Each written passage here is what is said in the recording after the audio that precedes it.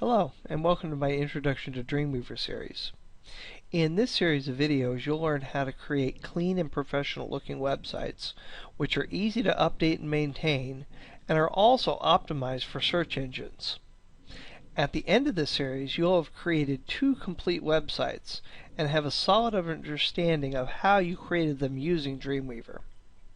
In the process of learning Dreamweaver in this series, you're also going to learn the basics of writing HTML and CSS.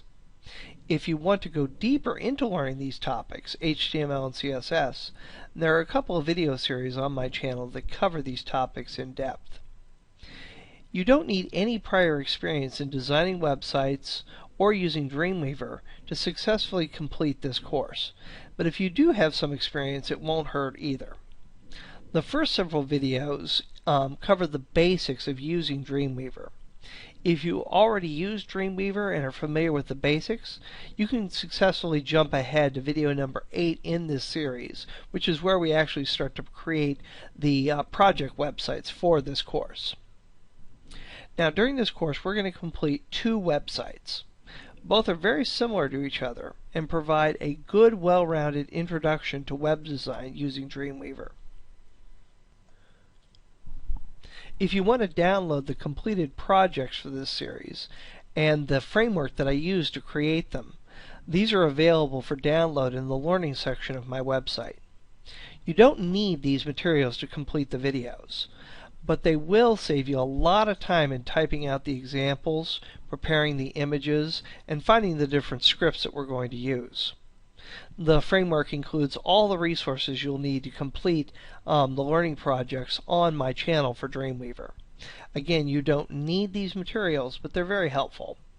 They also contain the completed projects and resources for all of the other Dreamweaver videos on my channel, and again, the framework that I used to create them. The websites we complete in this series will all be created using HTML and CSS layouts. The alternative to CSS layouts are table-based layouts. And table-based layouts are inflexible and problematic for many different reasons. But probably the largest issue with table-based layouts, and the reason why you want to avoid them, are the issues around accessibility and search engine optimizations. And since we want to make it as simple as possible for search engines to understand our site and list them in their results, this will become important. So let's go ahead and take a look at the 2 project websites we'll be completing in this series. These sites were completed especially for this series. They're not websites for real companies. Again, you can see the completed versions of these websites by going to my website and going to the learning section. The first website that we're going to look at is called Shears Design. And again, this is a clean professional layout that's going to actually have 2 different page layouts that we're going to work with.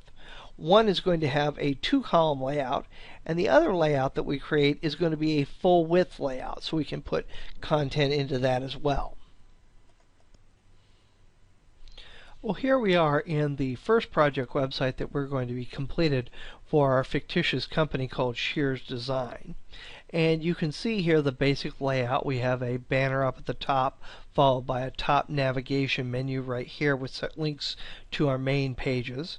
And then we have a rotating banner underneath it.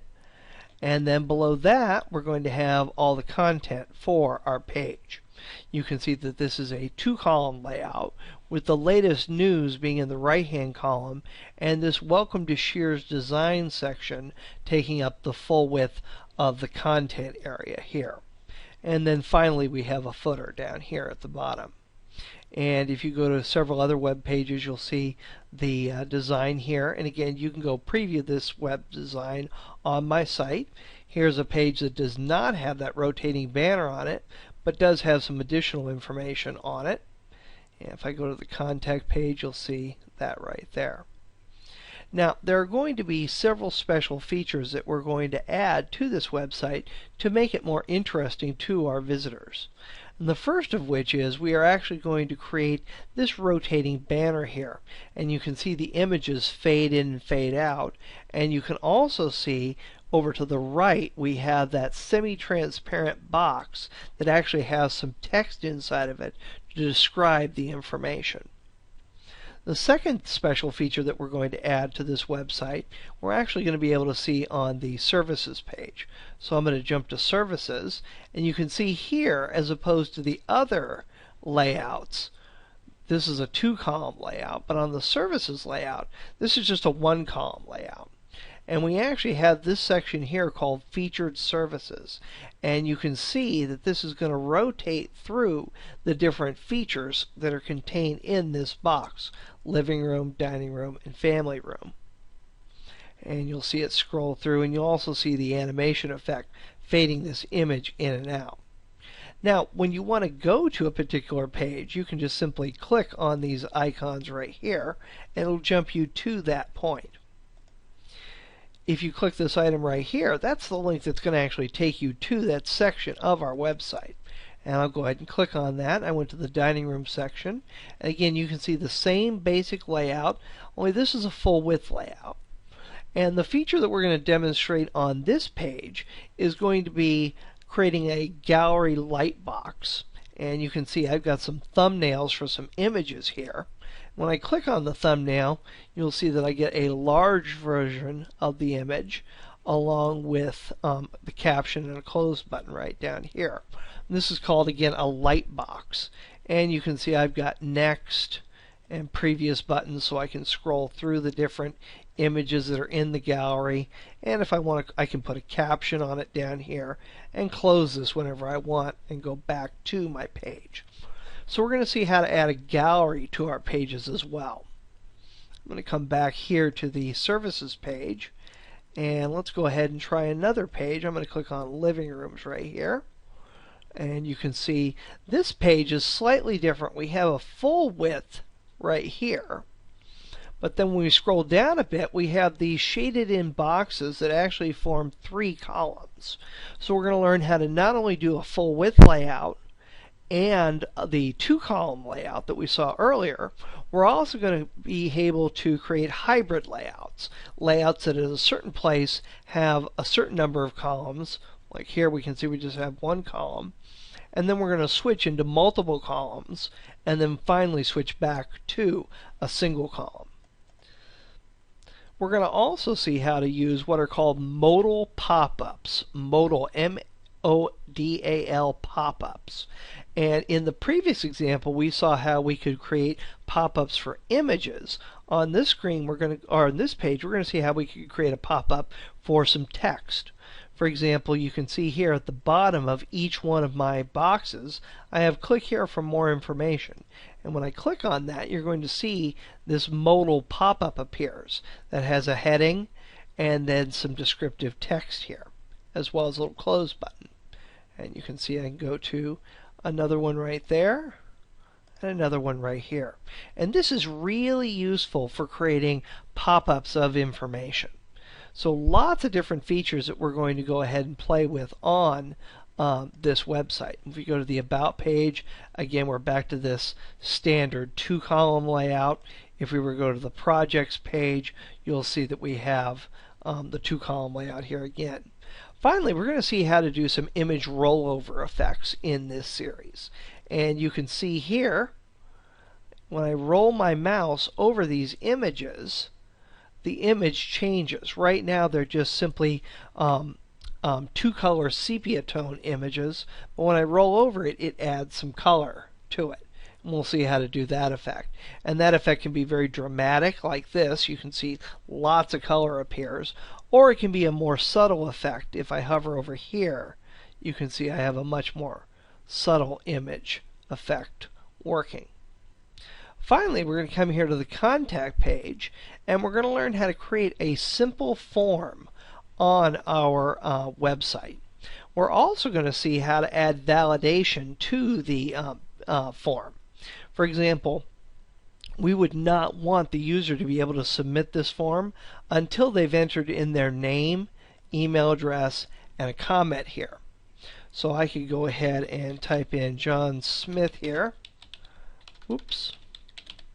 And this is a comment. But I left out email. And you can see this is a required field. So when I hit submit, it's going to say email is a required field.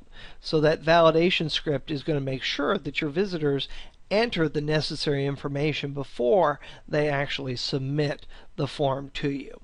And will also include a mail script that you can use to actually process this form.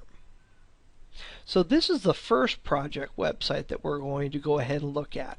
Now let's go ahead and take a look at the second project that we're going to do in this series. So here's the second project website that we're going to complete in this series. And you can see it's very different from the first website that we created, but it's going to use all the different skills and techniques that we learned in that first project, only it's going to expand on them and show you a way to use them in a different context. So same skills applied in a different way, but expanded to show you some additional options. You can see the fading banner here at the top. The only difference between this and the previous one is that we don't see that semi-transparent bar drop down with the text inside of it. So this is going to be a pure image rotator.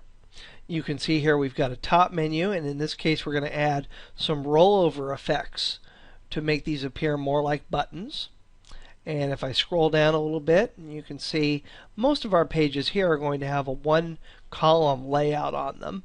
But we are going to go ahead and create a two-column layout for pages that might want to use that. And you can see here on the location tab, we've got one column with our text in it, and the second column has this image inside of it.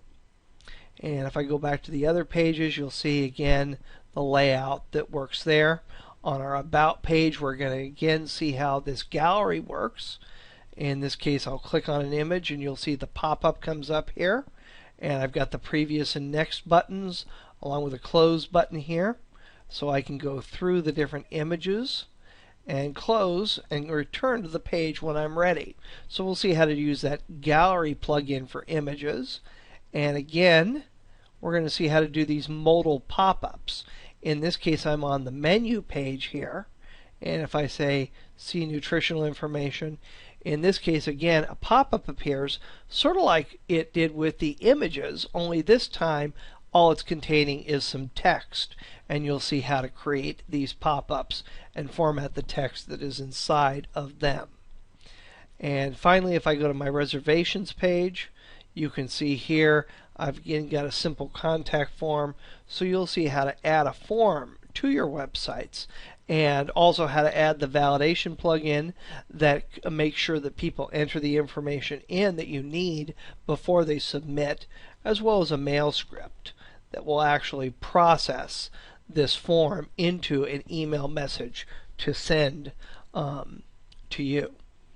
So this is the second project website, and again, all the same skills from the previous project, just expanded and used in a different context. And again, if you're interested in getting the completed these completed sites, you can go and download them from my website. They contain the completed site as well as all the images here that you'll need to complete these projects. And again, you can use your own images, create them in Fireworks, create your own text, whatever you want. You don't need the project files to complete the videos. They're just there to speed things up for you and to help you out. They really save time in typing out the code, so definitely take a look at those. Now, one of the advantages of using a consistent framework or a consistent project template or series of templates is that it really speeds up creating a website. It prevents you from having to recreate the wheel every single time. You can see here in this layout what we're using this structure for a restaurant website. But if I come over here, you're going to see an alternative that uses the exact same website structure. The only thing that we've changed is the content that we put into the structure. We've added new images here. We obviously changed our color scheme from orange to blue. We've got these rollover effects that are on the menu items again. And there we've got our content area. So you can see how similar these layouts are. Let me go to the welcome page here. You can see how similar the structure is, but just by changing the color scheme and by adding new content, new images and text, we get a completely different appearing website. So not only are these project templates in the framework intended to speed up learning, they're also very practical that you can actually use them to create real websites that show a variety of different things. So that's where we're going in this series of videos. Again, if you have a little bit of experience using Dreamweaver or the basics of creating a website, you may want to skip ahead to video 8. That's where we actually begin to create these different project websites for you. And that's about it for right now. I'll see you in the next video when we get started learning to use Dreamweaver. Hi, before we actually get started with the learning exercises, I wanted to go over several things to you based upon the questions and feedback I've gotten on other videos. And the first thing that I want to impress on everybody is that Dreamweaver is something that everybody can learn to use. It's not a difficult piece of software. Well, that said, it's also not Microsoft Word. It's not something you can just sit down and begin typing at and sort of figure out on the fly. It does take time to learn to use Dreamweaver. What I would recommend that you do is that as you're going through the different videos, I would recommend that you watch the video once without working along. Just watch me as I go through the material for that particular video. After that, watch the video a second time and work through the example with me. And the process of watching the whole video once through will allow you to focus more on what you're doing rather than what I'm saying the second time that you go through the video. So plan on watching most of the videos a couple of different times. One just watching and the other just working along. And again, some people, they can just work along as I've gone through the video, but I found most people it's very helpful if they watch once and then follow along the second time that they watch the video. The next thing that I would bring up is that I'd really encourage you to download the completed projects from my website. And the reason for this is not only is it valuable for creating new websites or using the templates to create your own website, but they're the actual templates that I'm working on in these videos. So what you can do is you can compare your code with mine when you have a problem, and you can see possibly where the problem lies. So that will really help you. Whatever you do, don't become discouraged with learning Dreamweaver. Again, it's going to take time, and sort of just like math, you need to spend some time working through problems to really understand it. And just like you had to work through numerous problems in algebra to really understand what was going on, you're going to need to do the same thing here. And that's one of the reasons why I have 2 complete projects in this one series that'll take you from beginning to end through a complete project. And the Dreamweaver Intermediate series and the Dreamweaver projects that I have posted, again, all follow the same sort of philosophy of taking you from the start to the end of actually building a website. And just like those math problems, the first time you do one, it may not make sense. Once you've done a few more, it's going to make more sense. And once you've worked through a few more, you'll finally understand it. But don't get discouraged if you don't completely understand everything the first time through. And again, the reason why I created multiple projects for multiple sites is to sort of show you things from different angles and different perspectives, and also so that you wouldn't get bored with watching the same project get built over and over and over again. So whatever you do, don't become discouraged right off the back. The other thing that I would say is don't expect to totally understand HTML and CSS after this series. After you've watched through these videos and worked along with them and have sort of a basic idea of HTML and CSS, and again, that's the goal of this series, is to get you basically familiar with HTML and CSS and how to use them in Dreamweaver, I'd recommend that you go watch the Introduction to HTML videos and the Introduction to CSS videos. And what those are meant to do is to take somebody with a modest amount of knowledge in web design and really expand upon what HTML is and what CSS is. If all you're doing is creating a single website, let's say for your small business, you may not need to do this. But if your goal is to really understand how to build websites, your next step after this may be the Intro to HTML and the Intro to CSS series. And then obviously I have a bunch of Dreamweaver series that start you, or that take you from beginning to end through an entire project. The other thing that I would recommend that you never do is please don't try and take any shortcuts.